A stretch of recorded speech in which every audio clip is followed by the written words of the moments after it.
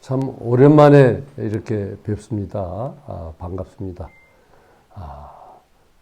코로나 19라는 게 시작되고 제가 우리 예배를 보지 못하고 설교 원고를 써서 이렇게 보내드렸어요. 근데 그 처음 시작이 마가복음 13장을 중심으로 해서 인류 멸망의 날은 하나님이 어느 날짜를 정해놓고 하늘에서 뚝 떨어뜨리는 게 아니라 인간이 만드는 문명이 멸망으로 치닫고 있다고 하는 이야기로 시작을 했습니다. 이렇게 싸우고 보복하고 전쟁하고 정복하고 거기서 또 이제 역사가 바뀌기도 하고 이런 문명을 계속 만들어 나가면, 다시 말하면 나만 잘 살아야 되겠다는 문명이 계속돼 나가면 결국은 인류가 멸망하게 된다는 이야기지, 어느 날 예를 들면 천년 뒤에 2000년 뒤에 어느 날 날짜를 딱 정해서 그때 하나님이 하늘에서 멸망의 날을 딱 떨어뜨린다는 게 아니라는 이야기를 했습니다. 성경에 나오는 70년 뒤에 또는 70년이 7번 지난 뒤에라든지 이런 이야기가 나오는 것은 절대로 어떤 우리가 과거가 있고 현재가 있고 미래가 있는 그런 시간에 관한 얘기가 아닙니다. 인간이 하는 짓거리들에 대한 이야기입니다. 그렇게 읽으셔야 성경을 바로 읽을 수 있다고 하는 이야기로 십자가와 부활의 이야기를 했습니다. 지금까지 말씀드린 걸 요약하면 십자가와 부활은 두 개의 별개의 사건이 아니고, 또는 동전의 양면의 그런 사건이 아니고 하나로 연결되는, 어떻게 말하면은 한 사건이라고 말할 수가 있습니다. 주제를 마가와 마태는 그 의미를 대속이라 그랬어요. 상대방이 죽어야 될 것을, 악한 사람이 죽어야 될 것을, 내 적이 죽어야 될 것을 내가 대신 죽어준다고 하는 그 대속이라고 하는 이야기를 했습니다. 물론 마태는 처음에는 그렇게 얘기했고, 그 다음에 저 뒤에 가면은 보충해서 그 대속의 목적은 용서에 있다고 해서, 우리가 하나님한테 진 빚은 1만 달란트인데 다른 사람이 내게 진 빚은 100달란트에 지나지 않는다는 이야기를 비유를 들어줌으로써 대속의 목적이 용서할 줄 모르는 사람이 용서할 줄 아는 사람이 돼서 원수까지 사랑하게 되는 것이, 그게 인간이 구원받는다는 의미라고 마태는 이야기하고 있습니다. 그런데 아마 마가나 마태보다 더 늦게 늦게 쓰여졌다고 생각되는 누가는 아예 대속의 의미를 빼고 예수님께서 십자가 위에서 자기를 못 박는 사람들을 위해서 자기를 잡아서 빌라도에게 넘겨준 그 대제사장들과 또 빌라도와 로마 병정들, 그 다음에 그 십자가에 달리해서 처형을 당하는 게 무슨 너무 구경거리라고 그까지 따라온 그 무리들을 향해서, 하나님 아버지, 저들을 용서해 주십시오. 저들이 자기가 하는 짓을 무슨 짓인지 모르고 하고 있습니다. 다시 한번 말하면 메시아를 죽이는 짓이라는 걸 모르고 하고 있습니다. 용서해 주십시오 하는 기도를 했다고 우리가 전하고, 그 기도를 듣고 옆에 달렸던 한 강도가 회개하고 그 다음에 용서를 받고 그리고 예수님과 함께 그날 낙원으로 갔다고 하는 이야기를 들려줌으로써 대속의 목적은 용서에 있다고 그렇게 누가는 우리에게 들려주고 있습니다. 십자가와 부활의 의미는 성경 전체를 요약했다고 할 수 있는데 그 이야기를 쉽게 우리말로 바꾸면 아마 구원 또는 용서 또는 회개 이 세 단어 중에 하나로 요약될 수 있을 것 같아요. 다시 말하면은 너희가 인류가 구원을 받아야 된다. 또는 인류가 구원받기 위해서는 자기의 죄는 회개하고 그 다음에 다른 사람의 잘못은 용서해라.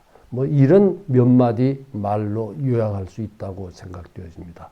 그것이 지금까지 제가 십자가 예수님의 고난을 생각하면서 부활을 준비하면서 드린 말씀이었습니다. 오늘은 그 용서, 결국은 구원이나 회개는 그 용서를 통해서만 인류가 구원받을 수 있고 인류가 회개할 수 있는 길이라고 하는 것을 말씀드리기 위해서 우리가 기독자라면 예수를 믿는 사람이라면 용서하는 실력을 키워야 된다는 이야기를 드리고 싶습니다. 신앙의 성숙이라는 것은 무슨 심리적 확신이 막 커간다는 이야기가 아닙니다. 용서의 실력이 늘어간다는 이야기입니다. 그 이야기를 돌아가신 전영창 교장선생님과 또 그 아버지에게 배웠던 제가 부족하지만은 제 경험을 통해서 말씀드리려고 합니다. 1947년에 미국에 건너가서 웨스트민스터 신학에서 그 공부를 하시다가 이제 졸업장을 받지 못하고 유교가 났다는 말을 듣고 그 이제 돌아가신 교장 선생님이 그 한국 나오는 당시에 여객기란 비행기는 없었어요. 그래서 미 공군 수송기를 어떻게 얻어 타고 그 다음에 1월 14일인가 부산 수영 비행장에 도착을 합니다. 도착을 하자마자 17일 날, 그러니까 3일 뒤에요. 부산시에서 그 복음 진료소라고 하는 것을 허가를 받아서 시작을 합니다. 그러니까 미국에서 친구들이 모아준 돈 5,000불을 가지고 고향에 있는 가족을 찾아오기 전에 먼저 복음 진료소를 이제 시작을 했습니다. 그리고 한 달 뒤에야 고향에 있는 가족을 찾아와서 데리고 부산으로 갔었습니다.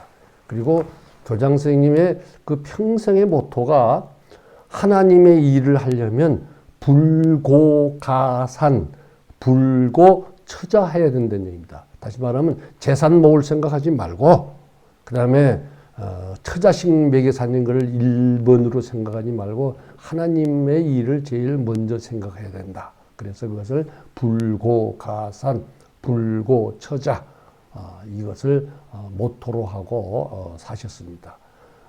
그렇게 정말 얼마나 그렇게 사셨든지 제가 고등학교 때 우리 누님이 대학교 1학년 때인가 하여튼 둘이 서울에서 자취할 때 부둥켜 안고 운 일이 있습니다.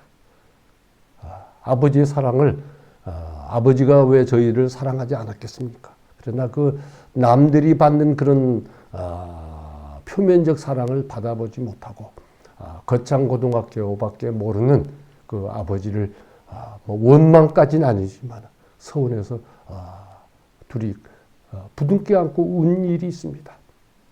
그렇게 불고처자하고 사신 분인데 6.25 때 그 1951년 1월 달에 나오시자마자 미국 친구들이 모아준 돈 5,000불로 지금의 복음병원을 시작해서 그야말로 불고처자하고 온 그 복음병원은 무료 진료 병원이었어요. 돈을 받지 않는. 그 복음병원을 운영하기 위해서 그야말로 온갖 이제 사랑과 정열을 쏟아부었는데 2년 후에 자기가 가장 존경하고 따르던 그 선배 고베 신학 일본의 고베에 있는 중앙신학교를 나온 선배 목사님한테 중상모략을 당해서 빼앗깁니다. 근데 아무 말도 안 하고 딱 빼앗기고 미국으로 다시 이제 신학대학원 공부를 하기 위해서 들어가셨습니다. 들어갔는데 자기가 졸업한 신학교회, 그 다음에 그 신학교에 속한 교회에 소위 미국의 개혁 장로교라고 하는 것이 있는데 거기에 중상모략하는 편지를 보냈는데 그 중상모략하는 편지를 그대로 사실로 믿고 거기서 공부하는 것을 허락하지 않았습니다. 그리고 또 교회들이 주로 돌아가신 교양 스님이 교회들의 설교를 하고 거기서 사례비를 받고 그걸로 가족들의 생활비를 보내고 하셨는데 그 설교도 일체 요청하지 않았습니다. 그래서 그냥 한국에서만 중상모략한 게 아니라 미국의 우리 신학교와 그 다음에 그 교단에 그런 편지를 보냈구나. 그리고 누가 보냈는지도 알았습니다. 그래서 고국에 두고 온 그 노모와 처자식에게 정말 땡전 한 푼 보내지도 못하고 자기가 먹고 살 길도 막막하고 공부할 길은 생각할 것도 없고 그래서 군청을 사가지고 가서 그 편지를 쓴 그 후배, 그러니까 자기를 중상모략해서 보온병을 뺏은 선배 목사의 아들 후배가 거기 미국에 있었는데 그걸 죽이고 나도 그만 자살하자 이렇게 생각을 하다가 그래도 내가 명색이 신학교 학생인데 신학교 예수 믿는 신학생이 사람을 죽이고 자기도 자살했다. 이런 것이 신문에 나고 방송에 나가면 예수님에게 너무 욕을 먹이는 일이다. 그래 생각을 하고 미시간 호수에 자살을 하러 나갔습니다. 그런데 추운 겨울이 돼서 꽁꽁 얼어서 뛰어들 수가 없었어요. 그래서 망설이다가 문득 하나님의 음성을 듣습니다. 영창 이놈아, 이건 저희 아버지가 제게 들려준 이야기입니다. 영창 이놈아, 네가 나한테 진 빚은 1만 달란트고 그 아무개가 너한테 진 빚은 100달란트에 지나지 않는데 그 음성을 듣고 자기 방에 돌아가서 목 놓아 울면서 회개했다고 합니다. 그를 그렇게 목 놓아 울면서 회개하고 용서한 후에 길이 열려서 세인트 루이스에 있는 루터교 신학교인 콩코디아 신학교에 가서 이제 대학원 공부를 하고 그리고 이제 돌아옵니다. 근데 그때 또 친여교 목사인 조지 트루엣이라고 하는 그 목사님의 설교집을 읽고서 나는 한국에 돌아가서 내가 배우고 싶어도 배우지 못하는 산골짜기에 가서 기독교 학교를 하겠다. 그렇게 결심을 하고 나오셨다고 합니다. 그래서 결국 거창고등학교를 빚에 이제 문을 닫게 된 거창고등학교를 빚을 따안고 그다음에 인수해서 1956년에 이제 거창고등학교의 교장이 돼서 지금의 거창고등학교를 이렇게 세우는 일을 하시게 됩니다. 저는 우리 아버지한테 그 이야기를 언제 들었는가 하니 1972년인가 3년에 들었습니다. 그 그리고 이제 거창고등학교 온갖 정력을 이제 쏟아붓고 그렇게 하는 가운데 여러분이 아시는 대로 그 삼선 개헌 반대 데모를 그 한 것 때문에 그 이제 주모자 10명을 어떻게 알았는지 경찰이 알았어요. 그래가지고 그 퇴학을 시키라고 그런 것을 그 데모한 것은 도로교통법 위반이지 그 내용은 잘못이 없다. 삼성계획 반대하는 건 나도 반대다. 그렇게 고집을 딱 피면서 자기 주장을 굽히지 않다가 결국은 교육감한테 이제 70년 4월에 그때가 아마 예술제 기간이었어요. 예술제 기간에 그 파면 통보를 받고 그 다음에 이제 재판을 행정 소송을 걸어서 재판을 하게 됩니다. 그러면서 그 재판 때 겪은 그 경제적 어려움과 심적 고통은 이루 말할 수가 없습니다. 그거를 겪고 나서 그 다음에 이제 지금의 거창고등학교 그 건물을 짓기 위해서 로버트 슐러 목사의 교회를 찾아가서 이제 모금을 하게 됩니다. 그래가지고 모금을 하고 오셔서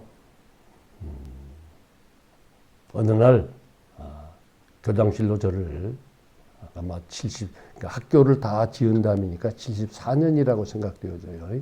저를 교장실에 불러서 옛날 그 이야기를 들려주시고 그 다음에 얼마 전에 부산에 가셨다가 자기 그 선배 목사님을 그 하는 교회에 갔다가 서로 예배 다 마친 다음에 부둥켜 안고 울고 그 용서하고 왔다는 이야기를 저한테 해주셨습니다.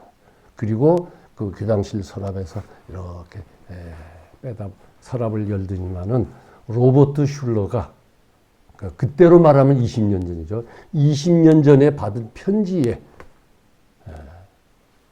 그거를 로버트 슐러 목사가 주어서 가지고 와서 저한테 보여줬습니다. 그 내용은 참 기가 막혀요. 보건병원을 운영할 때에 이제 주로 미군 부대에 가서 그 이제 약품이나 이런 의료 물자를 이제 얻어와 가지고 운영을 했는데 그거를 국제시장에 가서 팔아가지고 착복을 했다. 그 이유는 서울에 어떤 딴 여자를 데리고 딴 살림을 차리고 있어서 그랬다는 내용의 편지였습니다. 물론 그 미국에 있던 후배는 한국에 있는 아버지한테 그런 얘기를 듣고 그런 편지를 해라 해서 했겠지만은 그걸 로버트 슐러가 네가 두 번째 미국 왔을 때 신학교에 그 공부하는 걸 허락하지 않고 우리 교단에서 너를 그렇게 설교도 시키지 않고 했던 것은 이 편지를 쫙 돌렸기 때문입니다. 그 편지를 받아가지고 왔는데 그걸 저한테 보여주면서 내가 언제 부산에 갔다가 그 교회에 가서 수요일 저녁에 그 설교를 들으러 갔다가 예배 다 끝나고 교인들 다 나간 다음에 그 목사님이 걸어오셔서 둘이 부둥켜 울었다. 는 얘기를 들었습니다. 전영창 교장 스님의 그 설교가 그 이전과 이후가 전혀 다릅니다. 그래서 저는 늘 그 아버님한테 그 이야기를 듣고 미국 그 보건병원을 빼앗기고 그 편지를 쓴다고 쓴 그 후배를 그 용서하는 경험을 하게 해서 그 다음에 거창고등학교라고 하는 지금의 학교를 기독교 학교를 시작하게 한 그 하나님이 하셨구나. 그러니까 용서를 경험하지 않고서 어떻게 기독교 교육을 할 수 있습니까? 그것이 하나님의 뜻이었구나. 저는 지금 그렇게 믿습니다. 그리고 그 다음에 로버트 슐러 목사에게 20년 뒤에 가서 그 편지를 보고 받아가지고 와서 아들한테 보여주면서 내가 용서했다.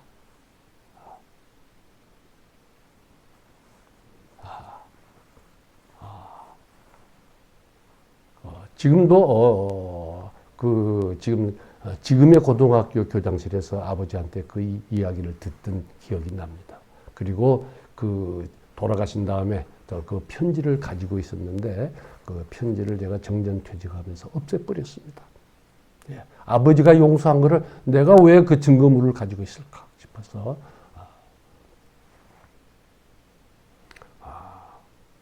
그러니까 보건병원을 그냥 뺏긴 게 아니라 중상모략으로 뺏기고 그 다음에 자기가 그렇게 존경하고 사랑하는 미국의 웨스트민스터 신학교에 그 다시 대학원에 입학하는 걸 거절당하고 그 교단에 속한 자기의 선배도 있고 동기도 있고 후배가 있는 그런 교회들로부터 또 그런 냉대를 받고 그걸 용서한 경험이 있어야만 참 기독교육을 할 수 있다고 하나님께서 전영창이를 준비시켰다고 저는 믿습니다. 그리고 이제 제 얘기를 할게요. 그때 그 아버지에게 그걸 제가 듣고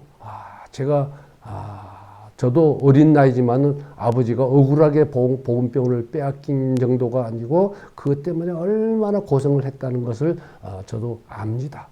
그리고 아버지가 두 번째 미국 들어갔을 때 제가 처음으로 우리 식구가 점심을 못 먹는 하루에 3끼를 못 먹는 경험을 했었습니다. 우리 누님은 이화여고 다니는데 이화여고는 부잣집 딸들이 다니는 학교, 공부 잘하는 다니는 학교였는데 우리 할머니가 우리 누님 교복을 데리다가 잘못해가지고 태웠어요. 그 태운 거를 그냥 꿰매가지고 그 교복을 우리 누님이 3년 동안 입고 다녔습니다. 이화여고에서. 그리고 우리 할머니와 어머니가 자기들은 점심을 굶으면서 저희 누님하고 저는 꼭 도시락을 챙겨줬어요. 우리 둘이 도시락을 챙기고 두 분은 점심을 굶으셨습니다.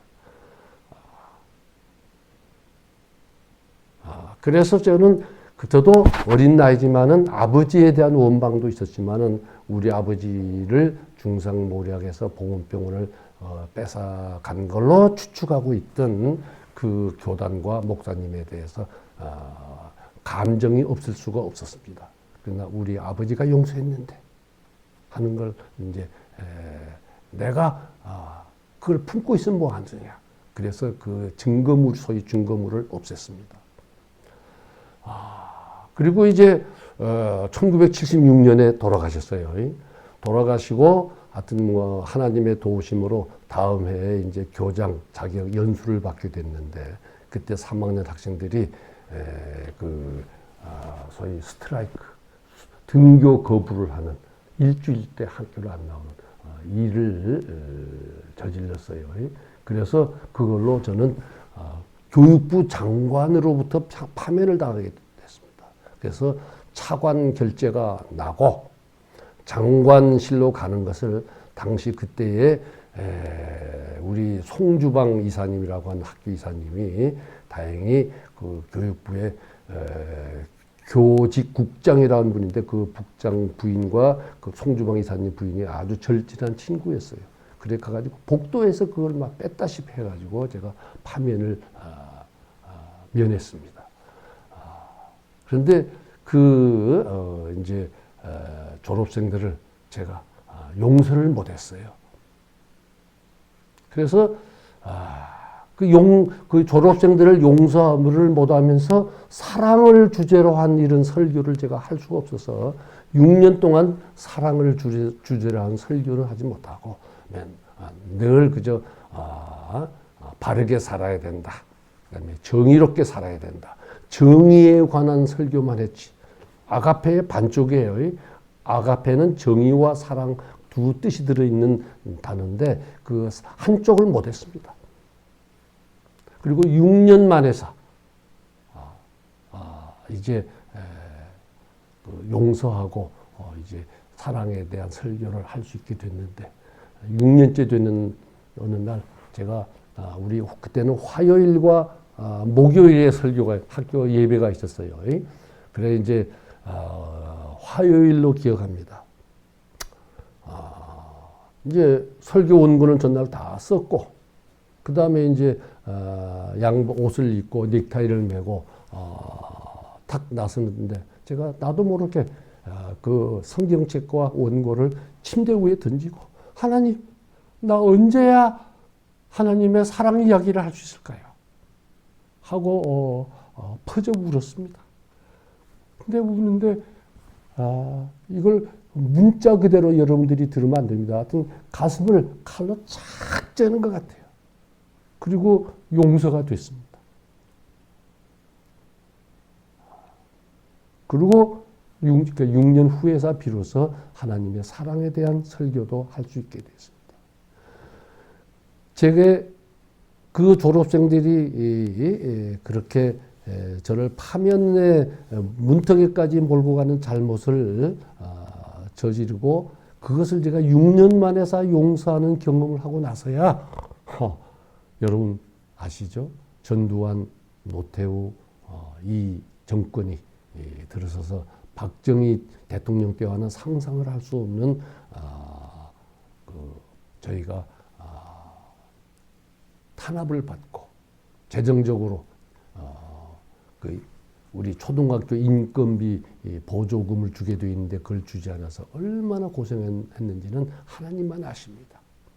그런데 그때 그 전두환, 박정희, 노태우 정권을 이겨낸, 그걸 이겨내고 하나님을 원망하지 않고 제가 이겨낸 것은 그 졸업생들을 제가 용서한 경험이 있었기 때문이라고 저는 지금도 믿습니다.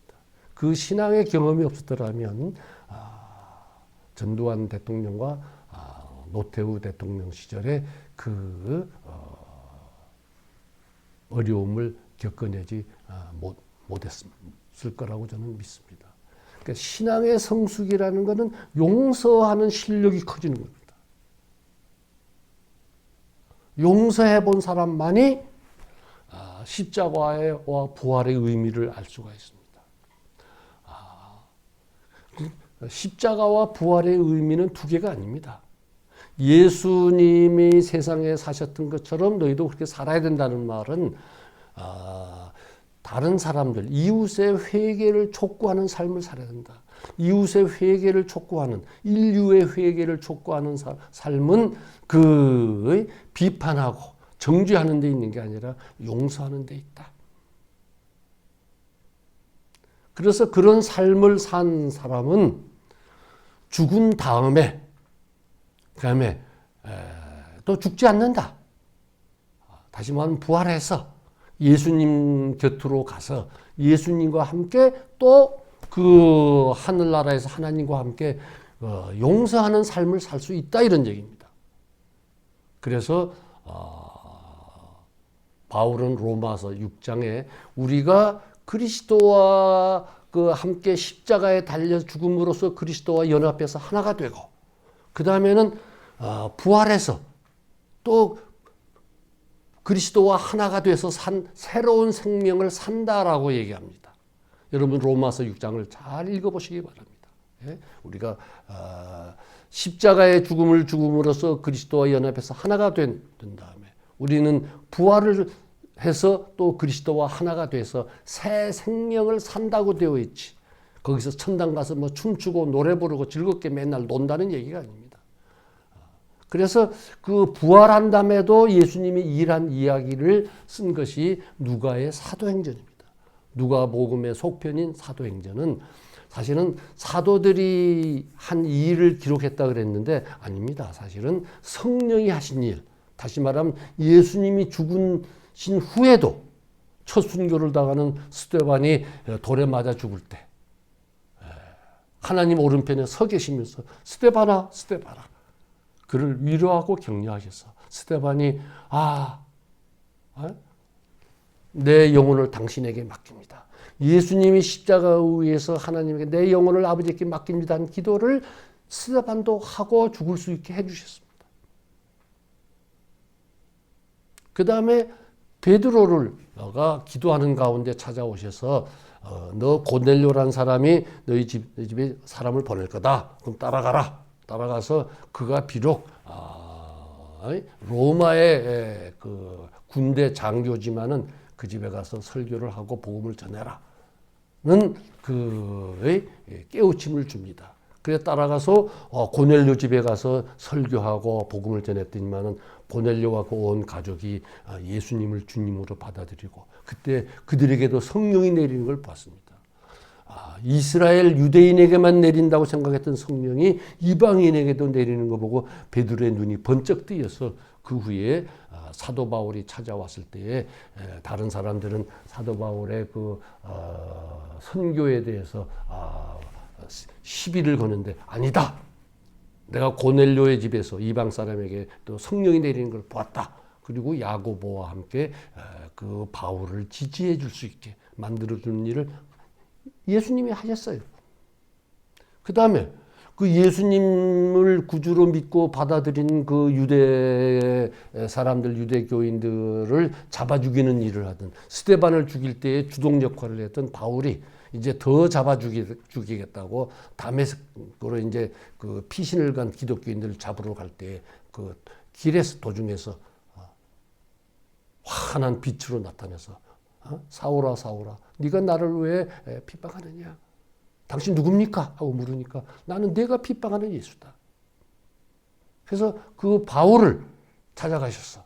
바울을 돌이켜 세워서 소위 이방 선교, 다시 말하면 세계 선교의 사도로 세우신 일을 하신 이야기. 그리고 그 사울이 로마까지 가서 이제 복음을 전하게 된 이야기. 다시 말하면 예수님이 돌아가셔서 그냥 하늘나라에 가서 이제는 잘 먹고 잘 사고 편히 쉬고 춤추고 하나님하고 논다 그런 얘기가 아니라 돌아가신 후에도 인류 구원의 사업을 사역을 계속하시는 예수님 이야기를 해주는 게 누가복음입니다. 그래서 그 바울이 썼든지 바울의 뭐 수제자가 썼든지 간에 히브리서 12장에 보면은 그 11장에 그 신앙으로 온갖 박해를 받고 살아간 사람들 이야기를 다 하면서 하늘에 구름같이 허다한 증인들이 옛날 로마의 콜로시움의 그 격투기나 이런 걸 보고 구경하는 사람들이 막 응원을 하듯이 구름같이 허다한 증인들이 하늘나라에서 지금도 우리가 고난당하는 우리를 위해서 응원하고 있다. 라고 히브리서 12장 1절에 이야기하고 있습니다. 요한계시록에서도 보면은 4장인가 보면은 하늘나라에 먼저 간 그 성도들 모든 성도들을 대표해서 24장로라 그럽니다. 그래서 그 성도들이 하나님 앞에서 예배를 드리고 있고 어린 양과 함께 예배를 드리고 있다고 하고 있지 가서 놀고 있다고 하질 않습니다. 그 죽음 후에도 죽어서도 이 세상에서 하던 하나님 나라의 건설에 하나님의 이 일을 계속한다는 게 그 부활의 의미입니다. 그래서 요한복음을 쓰신 그 요한은 이렇게 얘기합니다. 마르다에게 얘야 살아서 나를 믿는 사람은 죽지 않고 살아서 나를 믿는 사람은 그 같은 말입니다. 하여튼 살아서 나를 믿는 사람이란 뜻은 내가 산 삶을 산 사람들은 그 말입니다. 살아서 나를 믿는 사람들, 내가 산 삶을 따라 산 사람들은 십자가의 삶을 산 사람들은 용서의 삶을 산 사람들은 죽어서도 산다라고 얘기합니다. 그게 부활의 예수님이 말씀하신 부활의 의미입니다. 죽어서도 사는 것이지.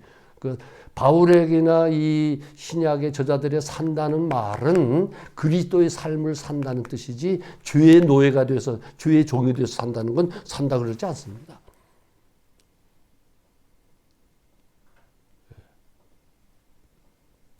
(2020년) 우리가 순환 주간과 부활절을 지내면서 우리 속에 그 용서하는 그런 삶이